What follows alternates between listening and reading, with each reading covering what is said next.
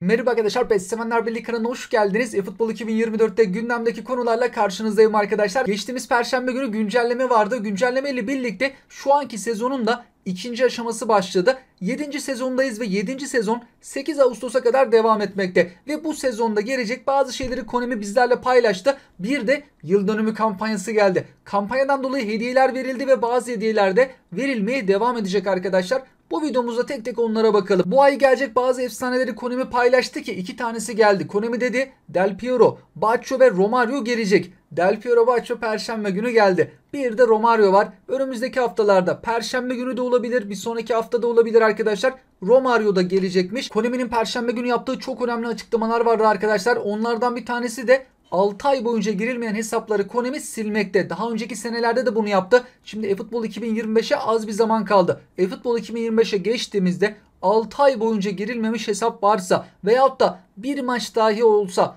oynanmamışsa o hesapları Konami siliyor. Bende de oldu arkadaşlar. Benim bazı hesaplarımı ben girememiştim. Sonra girdiğimde aktarılacak veri yok diyor. Aktarılacak veri yok diyorsa bir hesaba giriş yaptığımızda o hesap ya Konami tarafından silinmiştir veyahut da çalınmıştır. Artık o bilgilere ait bir hesap yoktur. Benim de hesaplarımda 6 ay giremediklerim olmuştu. Zamanında açıp da şu an giremiyorum mesela. Konami her sene bunu gerçekleştirmekte arkadaşlar. Bazen arkadaşlarımız askere gidiyor. 6 ay boyunca giremiyorlar hesaplarına. Veyahut da farklı sebeplerden dolayı oyunu bırakanlar oluyor. Yıllar sonra döndüğünde ne yazık ki o hesaba girememekte. Yedek hesabınız varsa ara sıra da giriş yapabilirsiniz. Bir tane de olsa maç oynayabilirsiniz arkadaşlar. Yoksa eFootball 2025'e geçişte 6 ay boyunca girilmemiş veyahut da bir maç dahi oynanmamış hesapları Konami gerçekten siliyor. Geçtiğimiz Perşembe günü maç biletinde de mini bir değişiklik oldu. eFootball parası eklediler. Yukarıya eFootball parası eklendi. Az da olsa 30 eFootball parası.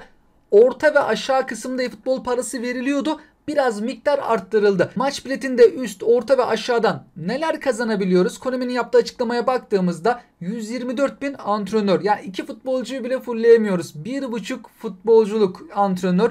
30 futbol parası yeni eklendi. Daha önce yoktu. 50'ye bile yuvarlamamışlar. 30 vermişler. Orta taraftan eskiden 200 alırdık. Oraya da 230 futbol parası. 142 bin antrenör. Ve aşağı kısımda ise 340 e-futbol parası. Eskiden oradan 300 e-futbol parası veriyorlardı. Şimdi oraya 40 arttırmışlar arkadaşlar. Yeni başlayanlar için çok güzel. Bir de Konami'nin oyuncu sözleşmeleriyle alakalı açıklaması vardı. Oyuncu sözleşmelerini kaldıracağız dedi Konami. Oyuncuları alırız, bir yıl kullanma süresi olur ve süreleri bittiğinde eğer biz uzatmazsak çarpı olur ve kullanamayız. Sözleşmelerini yenilememiz gerekiyor. Ya GP ile ya da öyle. Konami bunu kaldıracakmış. Artık istediğimiz futbolcuları istediğimiz şekilde kullanabileceğiz. Sözleşmesi bitmiş eski futbolcularınız varsa arkadaşlar silmeyin. eFootball 2025 çıktıktan sonra sonbaharda diyor Konami 4.0 güncellemesinde artık sözleşme olayını kaldıracak. Tüm oyuncularımızın sözleşmesi varmış gibi olacak. Sözleşmesi biten isimleri de rahatlıkla kullanabileceğiz. Diyelim ki elimizde 10 günlük 60 günlük sözleşme yenileme biletleri varsa Konami şimdi bunları kaldıracağı için de onların yerine bize telafi üyesi verecekmiş. Ya beceri antrenörü verir ya pozisyon antrenörü verebilir. Benim aklıma onlar geliyor arkadaşlar. Kaç tane varsa ona göre telafi edecekmiş. Perşembe gününün sürpriz gelişmelerinden birisi de indirimli eFootball parası oldu. 3 tane eFootball parasında indirim bulunmakta. Her birinden birer tane alınabilmekte arkadaşlar. Mağazaya da uzun süre sonra oyuncu eklendi. Luka Modric, Trippier, Olise. Olise'nin bu kartını birkaç hafta önce biz alıp fullleyip denemiştik. O karta eklendi. 98'e kadar çıkıyordu. Luka Modric'in kartı 100 seviyeye kadar ulaşmakta. Diyelim ki futbol puanınız yok ya da çok az varsa arkadaşlar belki yeni başlayan arkadaşlarımız bu durumu yaşıyor olabilir. Eskiden beri oynayan arkadaşlarımızın elinde binlerce futbol puanı büyük ihtimalle birikmiştir. 3000 futbol puanı mağazada veriliyor. Eğer bu 3000 futbol puanını almadıysanız alabilirsiniz. Oyundan da futbol mağazasına gidebiliriz ya da Google'dan da gidebiliriz. Yukarıya da adresi yazdım ben arkadaşlar. Konami'nin resmi web sitesi burası. Çakma buna benzeyen siteler oluyor hesap çalanlar. Bu o değil, konami.net ile bitmekte. Burada login deyip giriş Konami ID ve şifre bilgisiyle giriş yaptıktan sonra Earn Points'ten 3000 futbol puanını alabiliyoruz. Buradan da kısaca göstereyim arkadaşlar. Google'dan girdim siteye, Earn Point dediğimde bu mesaj geliyor. Tıklıyorum mesaja. Aşağı tarafta kırmızı var. Login. Şimdi Konami ID ve şifre bilgisiyle girdikten sonra burada kazan yazar, puan kazan ya da İngilizce şeklinde. Ona tıkladığımızda anında eFootball puanı bölümümüze ekleniyor. Eğer sınırda kaldıysanız, oyuna başladıysanız, bunu almadıysanız kesinlikle alın arkadaşlar. Geçtiğimiz Perşembe günü bir de yılın en önemli kampanyalarından bir tanesi. En çok beklenen kampanyaların belki de başında gelen yıl dönümü kampanyası geldi. Oyunda bir iki tane kampanya vardır Konami'nin. Çok iyi kutladı. Onlardan birisi de yıl dönümü kampanyasıydı. Bu sefer bu şekilde geldi. Geçen sene 2 tane Epic hediye etmişlerdi. Bu sene bir tane Showtime futbolcu. Yanında da ücretsiz açma hakları, az futbol parası, beceri, DP gibi öğeler hediye ettiler. Geçen seneki bence daha güzeldi. Geçen sene gelen kampanyaları ben arşivlemiştim. Ocak ayından Aralık'a kadar 2023 yılında neler geldi diye. Hatta bunun da videosunu çekmiştik zamanında arkadaşlar. 2024'ü de ben elimden geldiğince arşivliyorum ki bir sonraki sene de ne zaman hangi hediyeler, hangi kampanyalar gelmekte onu da hatırlamak için. Geçen sene yıl dönümü kampanyası bu şekildeydi. Bu kampanyadan sonra bir Ochoa hediyesi oldu. Fakat bu gelmeyebilir. Bir Meksika ile alakalı bir anlaşmadan dolayı yanlış hatırlamıyorsam. Messi Miami'ye transfer olmuştu. Bir tane Messi kartı hediye etmişlerdi. Ama şimdi Messi'nin transferi yok. Oyunun anlaşmalı olduğu bir futbolcu, önemli bir futbolcu anlaşma yaptığında böyle bir hediye verebilir ama yani şu an öyle bir isimde gözükmemekte. Sonra arada bir 650 milyon indirme olmuş ve bununla alakalı Konami bir kampanya düzenlemişti. Umarız öyle bir şey olur. Konami 50 milyon ya da 100 milyonda bir indirmeyle alakalı da kampanya yapmakta. Epeydir de olmadı. Belki önümüzdeki bu kampanyadan sonra öyle bir kampanya da gelebilir ama gelmeme ihtimali de var. Asıl önemli kampanyalardan birisi de şuydu arkadaşlar. eFootball 2024'e geçerken son 11 gün her gün Epic'lerden bir tane açma hakkı vermişlerdi. 50 oyuncu gibi böyle az oyunculu paket vardı. İçerisinde 4-5 tane ya da belki 6-7 tane de olabilir Epic futbolcu. Oradan deniyorduk. Benim bazı şanslı hesaplarım 4 tane Epic çıkardı. Bazı hesaplarım hiç Epic futbolcu çıkaramadı. Hesabında şansına bağlıydı. Az futbolcu, içeride Epic'ler çok böyle güzel amşam Epic'ler değildi ama 11 tane her gün oyuna girdiğimizde toplamda 11 tane açma hakkı verilmişti. Sonra eFootball 2024 çıktığında bir başlangıç kampanyası, az futbol parası, öyle çok böyle görkemli bir kampanya değildi açıkçası. Sonra Meksika Ligi ile alakalı bir ligler başladığında Konami hediyeler vermekte. Meksika Ligi, Japon Ligi, belki bizim Süper Ligimize özelde verirse daha da güzel olur. Bir de transferler de iyi transferler de yapılıyor. AFC başladığında kampanya gelmişti. 26 Ekim'de Cadılar Bayramı ile alakalı, Cadılar Bayramı'nı güzel kutladılar ama eFootball paralarının yanında Delit, Lay Mertel 3 tane renkli kart futbolcu. Sonra Cadılar Bayramı'nda bir de böyle şeyler olmuştu. Formalar, yine Meksika Ligi ile alakalı ücretsiz açma hakları. Messi Ballon d'Or aldığında Messi'nin bir kartını daha. Sonra Muhteşem Cuma Kasım aylarında indirim vardı. Yanında da eFootball parası, DP, GP. Aralık ayında da yıl dönümünden dolayı yıl dönümü kampanyasında Konami bayağı coşkuyla kutluyor Ocak ayındakini.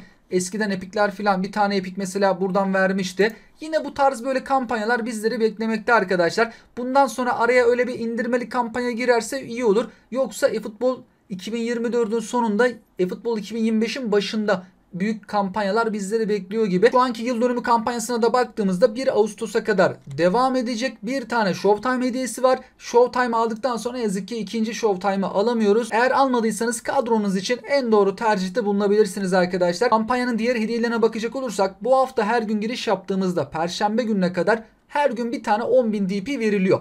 Perşembe gününden itibaren ikinci haftaya başlayacağız. Bir hafta boyunca beceri antrenörü verilecek. 7 tane beceri antrenörü Perşembeden Perşembeye kazanacağız. Sonraki haftada pozisyon antrenörü verilecek. Ve Perşembe günleri ücretsiz açma hakkı verilecek arkadaşlar. Şu an Del Piero'lu paketten bir tane güncelleme hediyesi olarak, bir tane de bu kampanyadan dolayı ücretsiz açma hakkı verdiler. 2 tane ücretsiz açabiliyoruz. Önümüzdeki Perşembe gelecek olan Epic veyahut da Showtime paket. Konami öyle diyor. Epic de olabilir, Showtime de olabilir. Bir tane ücretsiz açma hakkı verecekler. Bir sonraki haftada gelecek olan Epic paketten bir tane açmak. Veriyorlar da 2 taneye bile zaten çıkarmak çok zor. 20 tane hesaptan denedik. Bir tanesi denk geldi çıkardı. O da çıkaramasa mesela 0 çekecektik. Bazı arkadaşlarımız da yorumlarda yazmıştı. Epic gelene kadar hesap açtım fakat gelmedi diye. Yani bir tane 2 tane çıkarmak da çok ama çok zor. Çıkıyor mu çıkıyor ama çok az kişiye çıkmakta. Kampanya ile alakalı da hedefler geldi. Buradan toplamda 150 futbol parası, GP'ler, DP'ler kazanabiliyoruz. 150 futbol parasının 100'ünü hemen alabiliyoruz arkadaşlar ama 50'yi alabilmek için 7. gün giriş yapmak falan gerekiyordu. Buraya yeni hedefler de eklenecek. Tüm hediyeleri hepsini bir haftada alamıyoruz. Bu perşembe ve bir sonraki perşembe buraya yeni hedefler eklenecek. Geriye kalan o DP'leri, GP'leri de alabileceğiz. İlerleyen günlerde sıralama etkinliği gelecek ve hediye çok fazla ve ilginç bir şekilde hediye veriyorlar arkadaşlar. 26 Temmuz ve 29 Temmuz tarihleri arasında kısa süreli bir sıralama etkinliği gelecek. Son 15 maça bakılmakta. Burada online maçlara çıkacağız. Son 15 maça göre sıralamamıza göre hediye veriliyor. Ve Konami diyor ki birinciye 2.900.000 GP. Ya bu kadar GP zaten bende var, 50-55 milyon GP ama bir süreden sonra artık işe yaramamaya başlıyor. Bu kampanyadaki ilginç hediyelerden birisi şu ki arkadaşlar, Konami diyor ki 29 ile başlayan her pozisyona 29 tane beceri antrenörü vereceğiz. 29. olmak gerçekten çok zor. Dünya sıralamasında olmak lazım ama 290,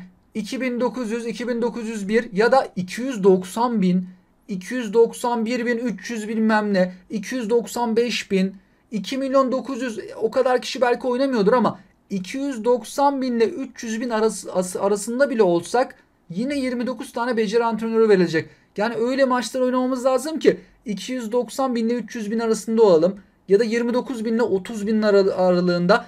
Çünkü 29'da başlayan sayılarda olursak 29 tane beceri antrenörü vereceklermiş. Konami'nin değişik böyle ödüllendirmeleri var. Şu anki turnuvada mesela bizim milli takımımız 6. dünya kadar da gol attık ama hediye alamayacağız. Neden? 6. bitirdiğimiz için. 10. 15. 20. alacak. Biz 30 milyon üstünde gol atmamıza rağmen 6. olduğumuz için alamıyoruz. Konami'nin böyle değişik, ne yazık ki ödüllendirmeleri var. Kampanyayla alakalı biraz daha fazla etkinlik gelmekte ve bunlardan da GP, antrenör puanı, öğeler kazanıyoruz. Perşembe günkü güncelleme ile birlikte oyunun sunucularına Goat kartlar, bu kırmızı kartlar eklenmiş. Bizim seviyelere baktığımız eFootball uygulaması da güvenilen bir uygulamadır. Bununla alakalı paylaşım yaptı. Kırmızı kart türü eklendi dedi. Ve bunlar aslında 2 yıl önce de paylaşılmıştı arkadaşlar. Oyuna Goat kartlar gelecek diye, bazı özel isimlerin kartları olacak ve çok yüksek seviyeli olacak dendi. 2 yıldır gelmedi. Şimdi ama oyunun veri tabanına eklenmiş. eFootball 2025'te mi gelir? eFootball 2024 bitmeden gelir mi? Herhangi bir paylaşım, bir açıklama bulunmamakta. Sadece bu kart türü eklendi ama bu Rumeni gibi tasarım arkadaşlar. Sadece konsept. eFootball'un paylaştığı bir şey. Yani resmi değil. Konami oyuncuyu eklememiş ama sadece kart eklemiş. İlerleyen dönemlerde Goat kartlar olacak. Bunlar daha yüksek seviyeli. Sonra başka kart türü çıkacak. Onlar daha yüksek seviyeli. Paket açılımları yapılsın diye Konami sürekli seviyeyi yükseltmeye devam etti. FIFA gibi, yani EA Sports gibi seviyeler giderek yükseliyor. Şu an 106 Bellingham'ı çıkardık diyelim ama 2 ay sonra belki de 110 Bellingham gelecek. Onu da bilemiyoruz ama şu an çıkarmış olduğumuz o yüksek seviyeli isimler değersizleşiyor. Oyunda etkisizleşmeye başlıyor. Oyunda bugün biteceklere baktığımızda tur etkinliği, ortaklaşa maç etkinliği ve temalı etkinliğin bugün son günü. Bu temalı etkinlikten 50 futbol parası kazanabiliyoruz. Eğer oynamadıysanız oynayabilirsiniz arkadaşlar. Pazartesi gelen 106 Bellingham'lı bu paketin bugün son günü. Yarın yeni Showtime paketi gelecek. Perşembe bitecek çok fazla etkinliğimiz var. 2 tane kampanyanın kesişme noktası bu hafta arkadaşlar. Bir önceki kampanyamızın son haftasındayız. Perşembe yeni bir kampanya başladı. İkinci kampanyanın da başlangıç haftası. 2 kampanya bu haftaya denk geldiği için de ondan dolayı çok fazla etkinlik var. Bu etkinliklerin süresi Perşembeye kadar devam ediyor. Haftalık hedeflerimiz geliyordu. Bu da sona erecek arkadaşlar. Konami 18 Temmuz'a kadar getireceğim demişti her hafta. Keşke getirmeye devam etseler. En azından az da olsa öğe kazanıyorduk. Temalı etkinliklerimiz, bu etkinlikler, tur etkinlikleri, mücadele etkinliği Perşembeye kadar devam etmekte. 2 tane ücretsiz açma hakkı veren etkinliğimiz var. Soldakinden Player of the Week ücretsiz açma hakkı elde etmekteyiz. Sağ taraftakinden de İspanya Ligi ile alakalı ücretsiz açma hakkı verilmekte. Copa America ve yapay zekaya karşı etkinliklerin de süresi Perşembeye kadar devam ediyor. Perşembe günü çok fazla paket geldi. Epic paketler olsun ki buradaki epikler 103 seviyeye kadar çıkmakta. Del Piero'da bomba şut becerisi bulunuyor. Player of the Week haftanın oyuncuları paketi ve İspanya Lig paketi geldi. Player of the Week'teki oyuncuların seviyeleri de bunlar arkadaşlar. Açılım yapmayı düşünen arkadaşlarımız varsa, belki açılım yapmamış arkadaşlarımız, seviyeler. Bunlar Perşembe günü en çok beklediğimiz paketlerden birisi olan adaylı sözleşme paketleri geldi. 3 tane paketin süresi bitmişti. Onların yerine 2 tane paket getirdiler. Bir üçüncü olsa belki bizim ligimiz olacaktı. Yani Japon Ligi üst üste geldi. Bu üst üste 3. oldu galiba. Meksika ve bizim ligimize Konami biraz ara verdi. Keşke bizim ligimizden de paket burada olsaydı. Perşembe günü ligime eklenen oyunculara baktığımızda özellikle burada efsaneler, Showtime'lar biraz daha önemli. Burada en azından oynama şansımız olmakta. Kaleci Schmeichel, defansif orta sahada Pirlo ve Toni Kroos. Yarın bizleri neler bekliyor? Showtime paket ve klasik pazartesi etkinlikleri. Bir tane 50 futbol parası kazandığımız etkinlik. Yarın da tur etkinliği olacak. Pozisyon antrenörü, GP kazandığımız. Yarın İtalya Ligi oyuncuları geliyor. Paketteki renkli kart isimler bunlar. 3 tane de Showtime futbolcu var. Renklilere baktığımız zaman da en yüksek seviyeli isim Vlahovic olacaktır. İlk seviyesi en yüksek seviyeli isim Zaccagni var ama pakette öyle çok heyecan verici isim bulunmuyor. Showtime'lara geçtiğimizde yarın gelecek Showtime'lar Dybala yaratıcı oyun kurucu oyun tarzıyla geliyor. Lautaro Martinez en yüksek seviyeli isim, fırsatçı golcü olarak karşımızda ve hücumcu bek olarak gelecek olan Hernandez. Bu 3 Showtime futbolcu yarınki pakette yer alacak. Son olarak oyun içerisindeki turnuvaya da değinecek olursam arkadaşlar, ne yazık ki bizim ülkemiz 6. sırada ve fark çok açıldı. Son günlerde fark açıldı. Bayağı da bir açıldı. Ve bu perşembe günü bu turnuva sona eriyor. Türkiye'yi seçen arkadaşlarımız, biz eğer 6. bitirirsek ne yazık ki hediye verilmeyecek. İlk 5'e vereceğini söyledi Konami. 10'a, 15'e, 20'ye verecek. Ama biz o kadar gol atmamıza rağmen 6. olduğumuz için ne yazık ki Konami Türkiye seçenlere hediye vermeyecek. Ama diyelim ki İngiltere, Almanya, orada diğer ülkelerden herhangi birini seçtiyseniz ilk 5'teki 10, 15, 20'yi bile seçseniz hediye alırsınız arkadaşlar. Şu an farkın kapanması da çok zor gibi ve bu perşembe günü bu turnuva bitecek. Hediyeleri hemen vermeyebilirler. Hesaplamasını yapıp sonraki haftalarda da verebilirler. Hediyelerle alakalı Konami'den bir açıklama görürsem sizlerle paylaşmaya çalışırım. Sizler de tüm bunlarla alakalı yorum ve görüşlerinizi bizlerle paylaşabilirsiniz. Şimdiden sizlere mutlu, sağlıklı, güzel bir hafta dilerim. Hoşçakalın.